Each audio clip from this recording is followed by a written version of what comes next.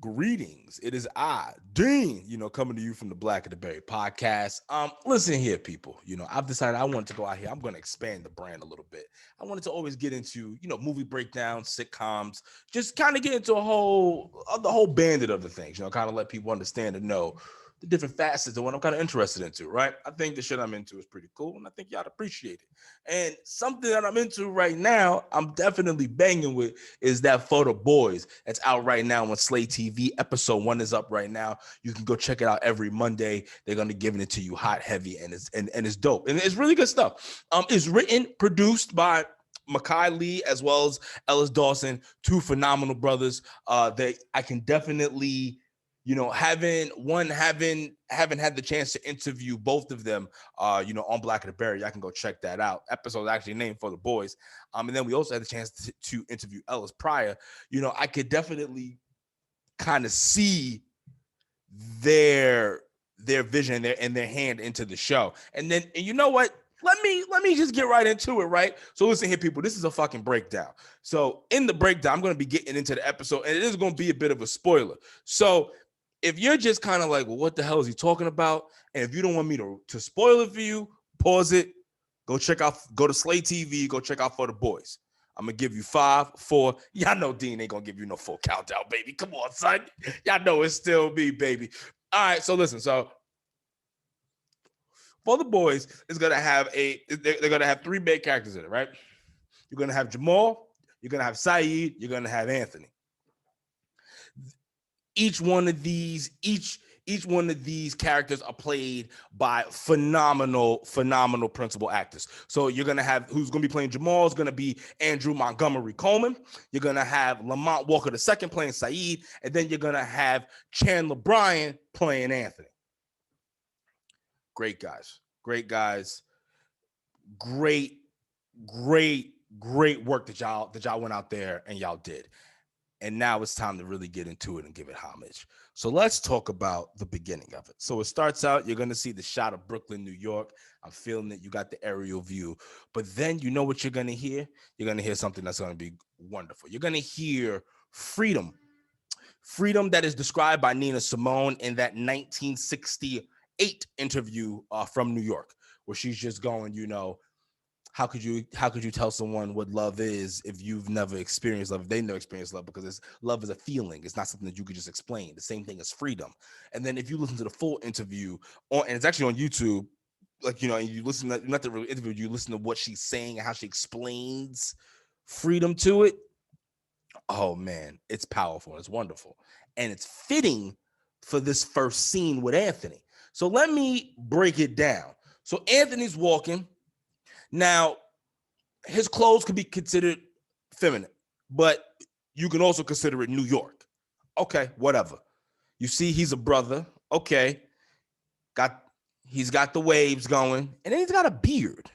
Okay, that's normal shit. That everything you saying right there is not. I know I'm not gonna raise any eyebrows.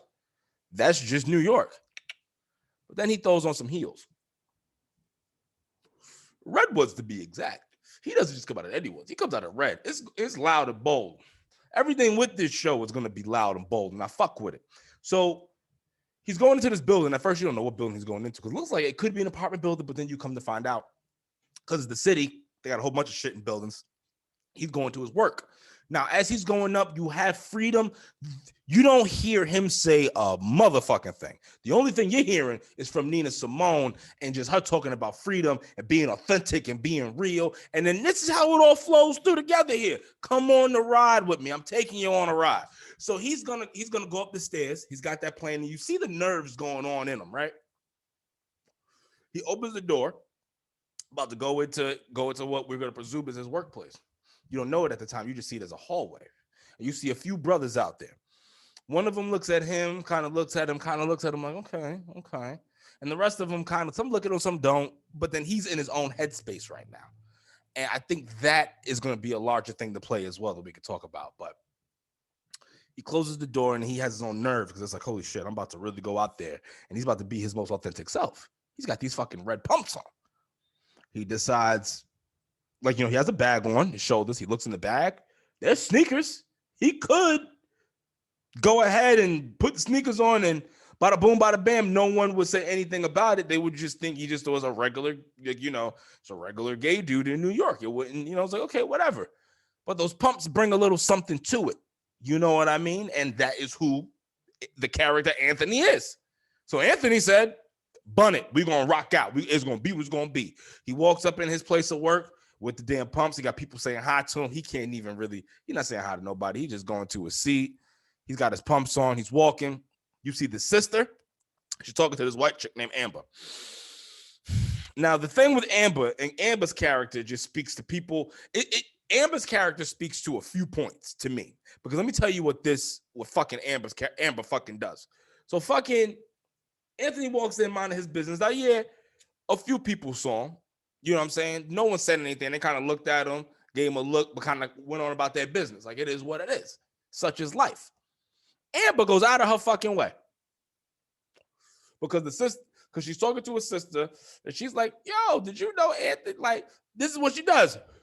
The bitch goes, I knew Anthony was, but I didn't know he was like that. What is that your business, bitch? Go sit in the corner somewhere. Ain't nobody fucking looking at you talking about, bitch, I know that you white, your grandmother's fucking casserole probably sucks donkey dick. We don't just make them judgments and assumptions, do we? Come on, son, or if we do, we keep it to our damn selves. It's called being tactful. And that character, I think, it just speaks to a large majority of not only just people in general, but especially white people when it comes to their dealings with black people, because sometimes you get too comfortable with shit. And then this character speaks directly to it. The sister knew what time it was. That ain't none of your business. Mind your business, bitch. But she's like, no, I'm gonna go say something. Why? For what? All right, whatever. So you go over there and you go ahead and you go talk to this man, right? She gets up because the thing is, she's supposed to go say something because she wants to literally be nosy.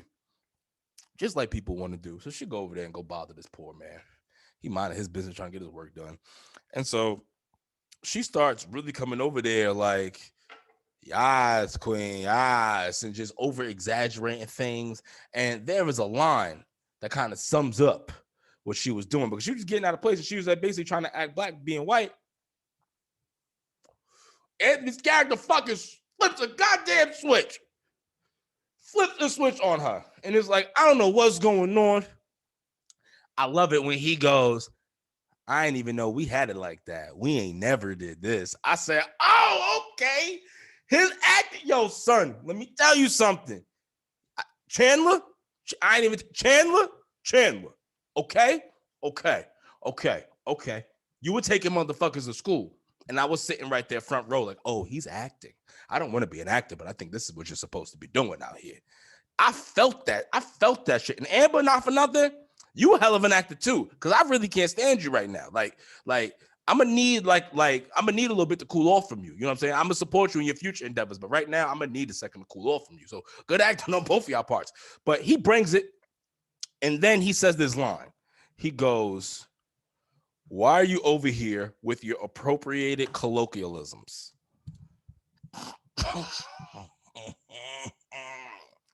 I'm gonna leave it there. Y'all got to go back there and go see it. Don't let me sit here and ruin that damn scene. So you go back and you check that scene out for your damn self, and you see what I'm talking about when it comes to the acting. But let me speak to the deeper meaning of this. And that's why I'm actually glad that I'm actually doing this recording in this format and setting than what I originally was doing, because I can really not get into it. We can really, let's digest this. Let's go ahead and get into it, baby. That authenticity that he was speaking about, I felt that shit. What I mean by that is I'm not a dude who goes out here wearing heels and shit like that.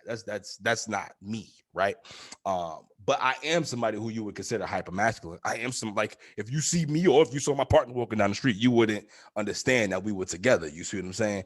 And for me, living in the environment that I've always lived in and grew up in the environment I always grew up in, I never in my wildest, I always assumed that I was just gonna fucking stay with a broad, get married, and then just never say anything, because I'm bisexual.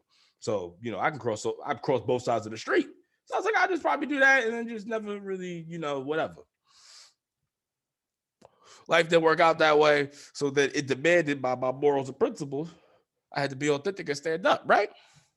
That shit is easier said than done, though. You know what I mean? It's easy to be like, oh nah, I'm gonna be me whenever.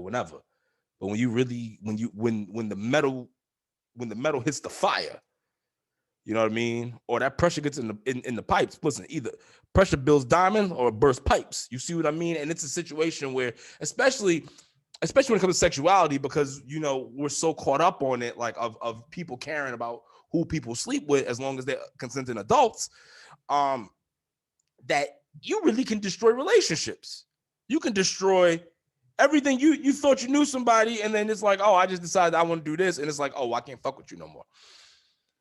So when Anthony's going through that authenticity battle, I felt that because I just recently had my own damn authenticity battle. Like, you know what I'm saying? Like, I wasn't in the closet, but I wasn't out of the closet. I was in this weird purgatory thing. I had to just rip the goddamn door out. And then just after you rip the door out, it's fucking like you're going through shit weird, man. Like listen, when he just walked straight and sat down, didn't say what up to nobody, I felt that shit. Because after I fucking that damn episode came out and fucking I outed myself, quote unquote, or whatever. I guess no, that'll be the right thing. I outed myself.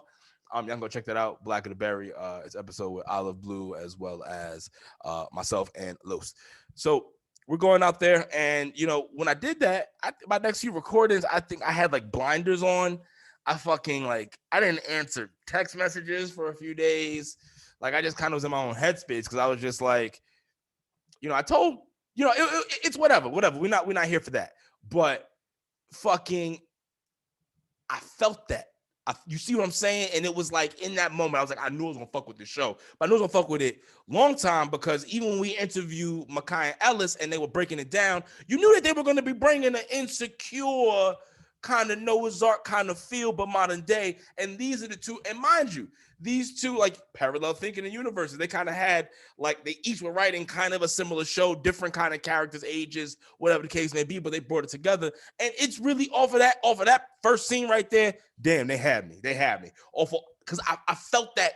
I felt that battle. It's crazy when you're looking on. This is why they tell you people when you need to. People need to see stories of themselves in many different facets and forms. You know what I mean? Like I said, I don't fully identify with the Anthony character in his dress per se, what he was doing there. But goddamn, that authenticity battle, I felt that. Now, let's get into who I think is going to end up. Oh, I'm spiking. My bad. Who I think is going to end up being the motherfucker on the show. He comes off as innocent now, but I'll bet you motherfuckers $1.50 that he's going to turn into some he's going to turn into a piece of motherfucking work. And that's Jamal, okay? So we first see Jamal, and Jamal is he's watching TV. And then his phone rings. So we see him run to the phone.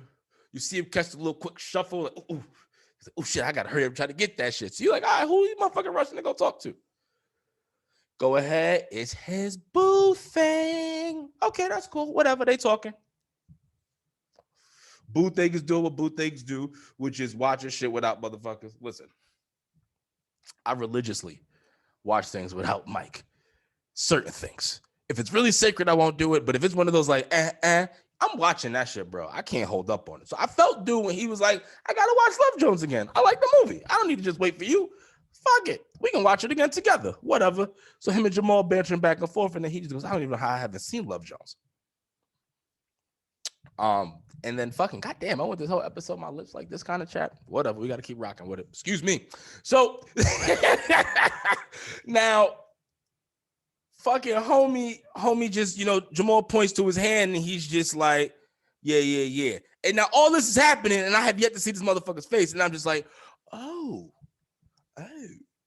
we're going to bring in the interracial relationship. Episode 1, fucking act 2. If I got the shit right. So boom, okay, I like it. I'm here for it. This New York, it's 2021. It is what it is.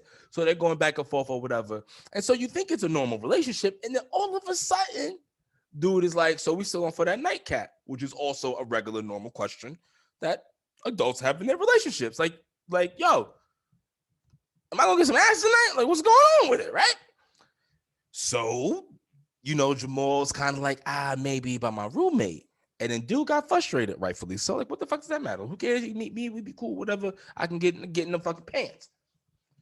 Now, as they're having this conversation, my spirit animal on the show, fucking Saeed, walks at the door, not giving a fuck about anything that Jamal's doing. Jamal could have been talking to his mother for all he knew. He came in, the first thing he said was, "Did you get my text message?"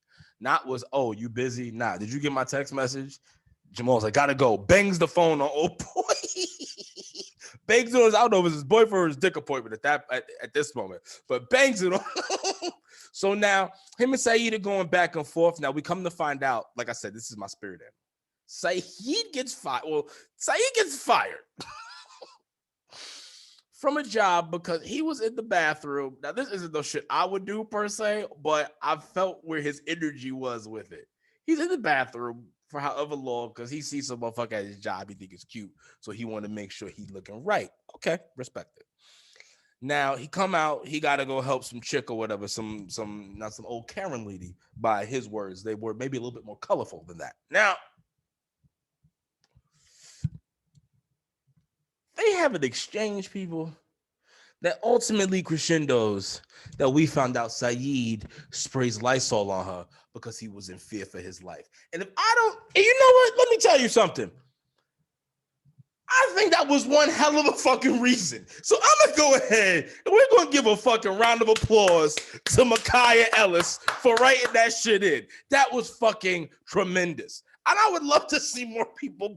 I'm not telling y'all, I'm not having, don't fucking take this and try to use me and sue me or whatever years later when I finally get $1.50. Fucking all I'm trying to tell you is that that's a hell of an argument, hell of a defense in this COVID time. I was in fear for my life. I don't know what this bitch had, so I gave it a 99.9% spray. Boom, gave it a Lysol. And we all good. Amazing. So we find out Saeed loses his job, then we find out Saeed can't keep a job. Now, even seems more of his attitude than anything else. So now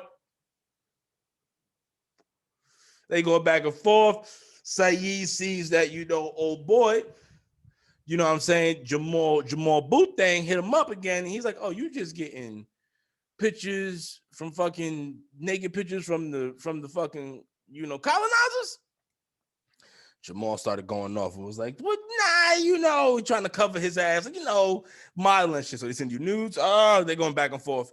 Then fucking Anthony, which is a great back and forth scene because you really find out that Saeed has something against white people, which is that character. Saeed's character in itself speaks to a deeper character within the black community, and that's a character that just isn't gonna fuck with white people based off of history, and that's something that you gotta understand. You gotta understand when you really look at how systematically things have happened to our people,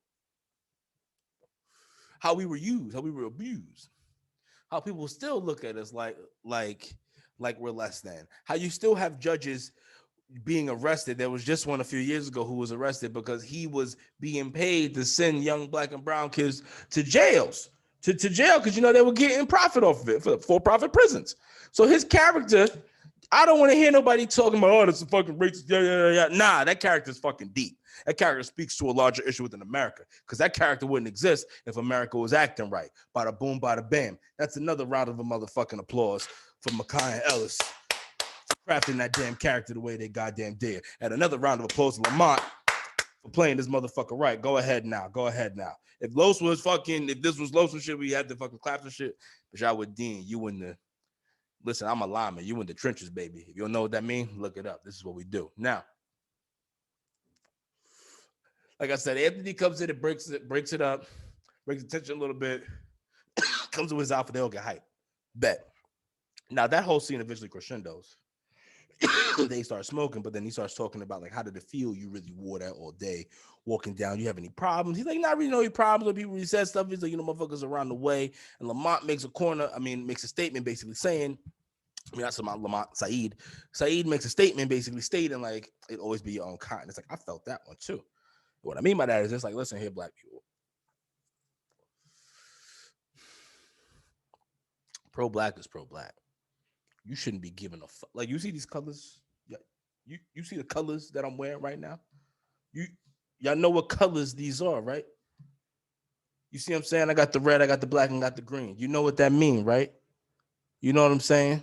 This flag founded by the Honorable Marcus Garvey. You know, like you see what I'm saying? You know what I mean? Like the deeper meaning of this flag and what it means for our people. You know what I'm saying? I know there's gonna be even debates on that, but I'm not here for that. I'm talking about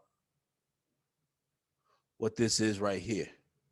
You see what I'm saying? But listen, so now when you're living this deep and all you care about is the advancement of black people, it's disheartening when you just start seeing us snipe ourselves when they're already sniping us. Like you really give like you'll write me off because I sleep with a man. What do you care?